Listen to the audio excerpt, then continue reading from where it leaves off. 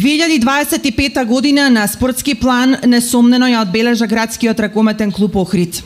Првенството клубот го заврши со пласман во ЕХФ Европскиот куп, каде во сезоната 2025-26 мина 2 пречки и за прв пат во својата историја презими во Европа.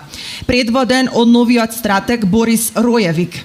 РК Охрид триумфираше на 53-тото издание на турнирот во Струга, а потоа за прв пат го освои и меморијалниот турнир Крсте Андоновски, совладувајќи го во финалето актуелниот првак Еврофарм Пелистер, над кого триумфираше подоцна и во првенството.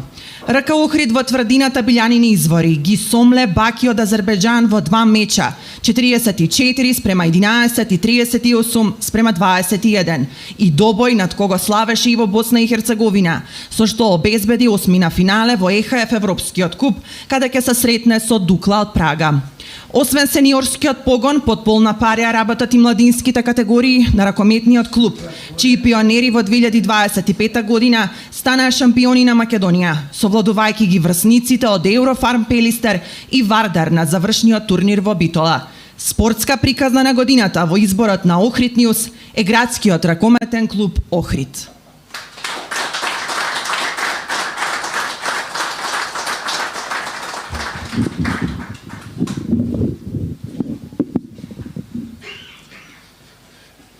Благодариме Охрид Нјуз за оваа награда, благодариме на Охрид Нјуз и што е дел од нашиот тим за оваа приказна да биде се што подобра и подобра, и како што ние наведуваме на секое наше излагање и на стручниот штаб на чело со Борис Ројевиќ, дека во овие 3 години чекор по чекор нашата цел ќе биде еден трофеј во нашите витрини.